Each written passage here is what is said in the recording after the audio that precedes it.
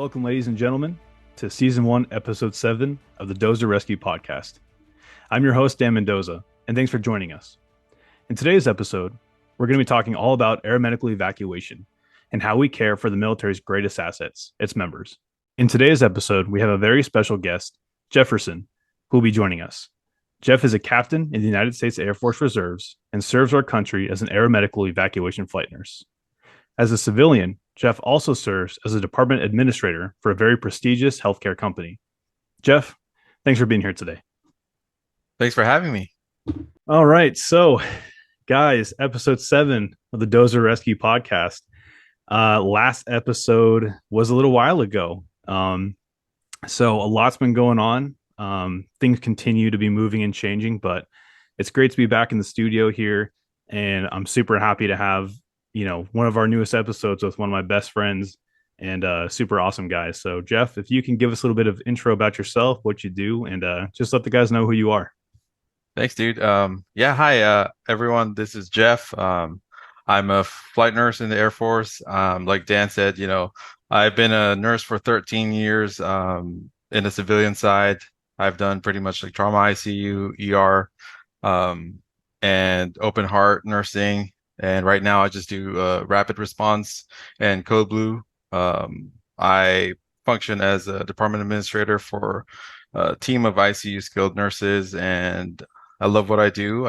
I'm a flight nurse on the military side, and it's a great balance. That's awesome. Well, Jeff, great to have you on the show again, and I'm looking forward to hearing your answers to some of these questions. Thanks, man. All right, so this episode is all about aeromedical evacuation. This has been a large request even from day one. People all over the world love flight medics and flight nurses. They love the military, and having a job in the Air Force where you can be, that care provider in some of the people's darkest hour is incredible. And I know for myself, ever since I've been in AE, it's been the best job, in my opinion, I've ever had in my entire life. And I don't know if that's for you too, but there's just something special about, being able to care for people, getting to wear the flight suit and getting to really be their hands on. And not many people get to experience that. So in this episode, we're going to talk about all about AE, kind of what goes into it, what makes us, some training, things like that. We're going to cover a lot of different topics. So Jeff is a guy with a lot of knowledge, a lot of wisdom. And if anyone's going to tell you anything about AE, it's going to be him. Thanks, man. So let's go ahead and start off with our first question that we've received here. And that is going to be, how does your training differ from when you're actually performing a real life mission? Because a lot of people understand the training with the mannequins. They see us doing the sim labs. They see us doing all the textbook work and all that kind of stuff. But people want to know, what is the main difference when you're doing it on a mannequin versus a patient in real life? All right. So, well, first of all, when you're training, you're geared towards checking off what we call beans. In the AE, we call them beans because you count them. There's a certain amount of training information that you have to finish for you to be qualified. And there's also a certain amount of training that you have to do to maintain your currency. So what that means is basically hitting off from cardiac arrest to respiratory arrest to pediatrics, name it, all the parts of the body that potentially can have any issues when you're actually flying, considering the altitude and considering all the other comorbidities of the patient, the injury and all that stuff. So in training, we go above and beyond. We want to make sure that we know how to address emergencies, in-flight emergencies. It could be ground emergencies as well. That's why during our briefing, we talk about plans. We talk about who's going to respond to what, whose responsibility it's going to be when a patient crashes, when a plane malfunctions, and all of a sudden you have to do an emergency landing. All those things have to be planned. We have simulated patients that we talk about. We talk about real life emergencies and injuries that had happened in the past, and we use that for training so that we are ready when the time comes. So to answer your question, when we do a real life mission, it's more practical. We do a lot of things where you would never think that a psychiatric patient will react, but in the real life, you might see bits and pieces of that, but it's not nearly as bad. It could be bad. That's why we're training, which is, the purpose of the training. You can fail, but you can learn from it.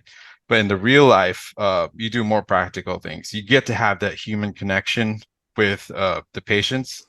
You get to have that sense of purpose. You get to have that rewarding feeling that you're able to bring the patients back home, the sick and the wounded. And I think, for all of us in AE, a lot of what we do is really to support that mission. And that's kind of what inspired me to join.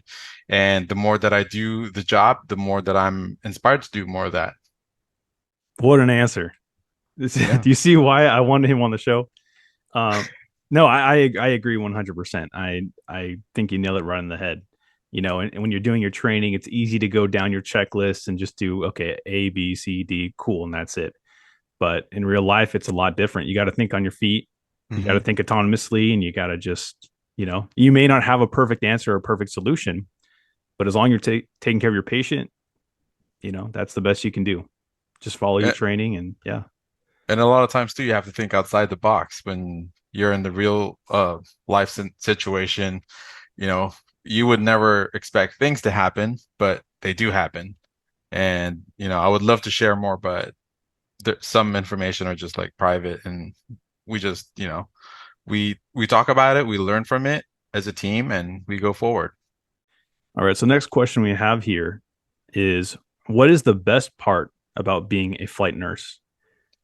So that's a good question because when I first joined, I see all these nurses, they've been there for 30, 40 years.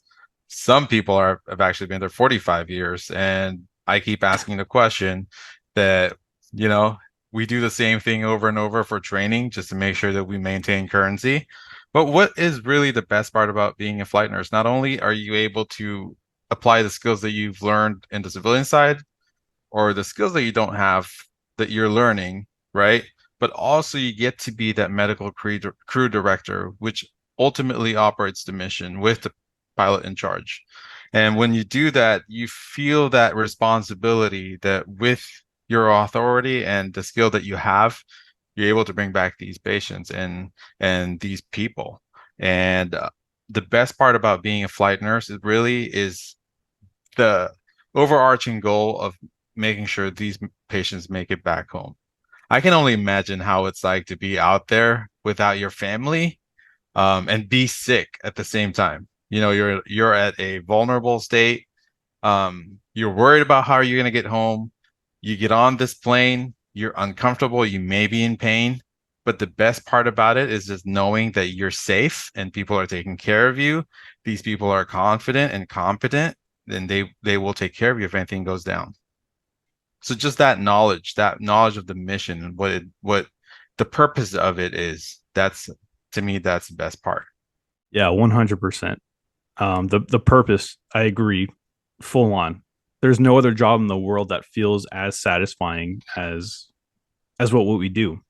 You can be an accountant, you can be this, you can be that. There's all kinds of jobs where you can make a tremendous amount of money and have the title and have the status, but you're not really providing anything. You're not really giving anything back to the community or your country. And I think being able to, at the end of the day, say you've served your country and Hmm. being able to look at someone in their eyes and say, hey, we're going to take care of you, we're going to get you home, that can change their entire life. They could be having Absolutely. suicidal thoughts in that moment or think, I don't know how I'm going to make it out of this, but something as simple as the patient care they receive, just the interaction and everything, that can just completely change them around 100%. All right, coming over here to our next question. This one's kind of a double question for you, Jeff. So, let's just say if you're a nurse, Hmm. you're a brand new nurse and you see this and you're like, oh man, I really want to get into that. I want to go through and load patients on helicopters and fly in a C-17 and do all this crazy stuff. How would a nurse get into aeromedical evacuation as a flight nurse? And then would you also encourage other members who are not necessarily military? Would you encourage them to try the military out? Is that a lifestyle you think that would be beneficial for them? Uh, it's not for everybody. I'll be honest. So the answer is it's not for everybody. First of all, if you are joining just because of, you know, what we do and not really knowing what the whole purpose and mission entails, that's going to be a problem. Some people become nurses because of the money, and that becomes a problem in the longer run. And if you're doing this for the title per se or the bonus that comes with it, that then you're in the wrong profession. I highly recommend that the nurses outside to join, only if they really explored what it is to be an AE nurse, what it is to be a military nurse. There's a lot of sacrifice that goes into it. Um, it's like being married to your job, essentially. Uh, Doing this training for almost 6 months to 8 months, the continuous growth and the continuous uh, need for more training, that's just how it's going to be. Yes, a traditional reservist comes to the base once a month, but for a flyer like us, for a flyer like an AE nurse or an AE tech, you maintain currency over 90 days. And what that really means is that you want to make sure that there are missions going out. And if those missions get canceled, then you need to get currency again. That means you have to fly with an instructor, and that takes more from you. Um, some people fly from outside the states into, um, or sorry, some people fly from out of state and into California just to go back to the squadron, and that becomes really challenging because a lot of times you're fighting with different time zones and you're trying to catch the training. So to me, if you really want to be an AE, make sure that you do your research. You know what it's like. You're ready to sacrifice your time, um, and it's the lifestyle that you want because it consists a lot of traveling, it consists a lot of time away from work, a lot of time away from your family. In the beginning, there's a lot of time that's spent, in the squadron and officer training school, tech school, all that stuff. But it gets lighter, but also the consistency of time being spent at home is really not really there. So, um, to answer your question, if you are really into the military and that kind of lifestyle, then it is for you. For me, I've been a nurse for 13 years, so I feel like I've exhausted all my time in the inpatient side and the civilian side. And with the skill that I learned from trauma nursing and ICU nursing, all that stuff, I was ready to use that skill set into a global perspective to try to bring patients home from different countries and back into the United States. That's for me, that's my purpose, and that's why I joined. Yeah, and I'll just add to that. This is a little different from what you were saying, but for me, a really big component, if you are a nurse and you're looking into doing the flight nursing thing, don't get caught up in just the theatrics of it, Yeah. if you will. I know it looks cool on TV and commercials, and you get to see the plane, dropping into a hot zone and you're unloading patients. I know it looks all glamorous, um, but like Jeff was saying, it's hard on family life, and I can attest to that. It can be rough, especially if you have Mhm. young kids, if you have a spouse who loves you, for lack of a better term, and wants to spend time with you. That can easily set some big gaps in your family. And if you're single, I'm not saying you have to go into single, but if you are Yeah. single and you become a part of this lifestyle, it is going to go way easier for you, not in the sense of in terms of relationships, but because you don't have that foundation at home waiting for you. You can have dogs, and I mean, you can attest, Jeff, you have dogs too, Yeah. and you have to take care of them while you're gone. But if you are single and you do not have a family, you don't have kids waiting for you at home, you don't have, your grandparents, whatever, want to see you all the time, it's a lot easier to deal with, way easier because you can focus on the mission. You don't have to stress out about what's going on back home. and it allows you to be fully involved if that's what you decide to do. But again, it's not for everyone. I know people who joined the military and they quit. I mean, the first couple of weeks into basic training because Yeah, they've realized, oh, this is a lot. dude. This is a lot of rules and regulations, and I have to deal with people yelling at me. But that's how it is, you know. And the needs of the military comes first. So one of our Air Force core values is actually service before self. So that's something that I think about when I actually do my military duties. It's like, am I here for myself? It's really not. It's not. That's not the reason I'm here. I'm here because I signed up for a mission and I'm here to do that. Yeah, we joke about it all the time. It's not for the pay. It's not for the pay. It's not for really the recognition either. It's Yeah. for serving your country. It Yeah. is voluntary work. I mean, it takes a lot to be able to say, "Hey, we're going to stick you somewhere in another state or another country, and you're going to be there for X amount of years, and you're going to have to just do what we tell you to do, They and can just extend that for you too without yep, knowing. yep." They can extend it, and they can throw all kinds of stuff at you, and you got to be prepared to handle that. But if you do accept that and you say you're willing to take on that challenge, then just know that you are a part of the bigger picture. You are truly serving your country. You are literally right there doing the things that 90%, 95, I forget what the statistic is, but you know, the military is the one percenters. No one else is willing to do and ready to do. And by you doing that, that also strengthens your character, your values, your morals. And I think that helps overall just make you a more refined, stoic individual that everyone can appreciate to a degree. It's just a bit off topic too. As it is in today's world, there's a lot of shortage in nursing. There's a lot of shortage in the civilian side. And so the Air Force is offering some bonus for the nurses who sign up. But a lot of people actually think about that as the light at the end of the tunnel, but it's not because there's always funding issues. But, you know, really, if you want to join as a flight nurse in the Air Force, you really want to know, is this mission really what I signed up for? Am I willing to sacrifice my time? Am I willing to sacrifice my family? It's a beautiful job. It's a very rewarding job. It, I feel the satisfaction and the skill set that I use learning all these things about the airplane and the aircraft and managing in-flight emergencies and all that stuff. But at the end of the day, it goes back to the mission. And a lot of the nurses, they don't really know that until they get in. But yeah, if you love your country and you would like to do exciting stuff, this is for you. But a lot of times too, I see that some nurses struggle when they don't have a lot of background on the civilian side. When we get into emergencies and stuff like that, it becomes really challenging because you're expected to know your skill to begin with. You're expected to know that they can trust you to run a mission because you function as a medical crew director. What that means is you're responsible for the flight. You're responsible for making sure that the patients make it back home. That's a big responsibility. All right. Well, guys, I wish we could keep talking about this. I mean, just from the conversation alone, you can see me and Jeff have worked together for years. I love working with him.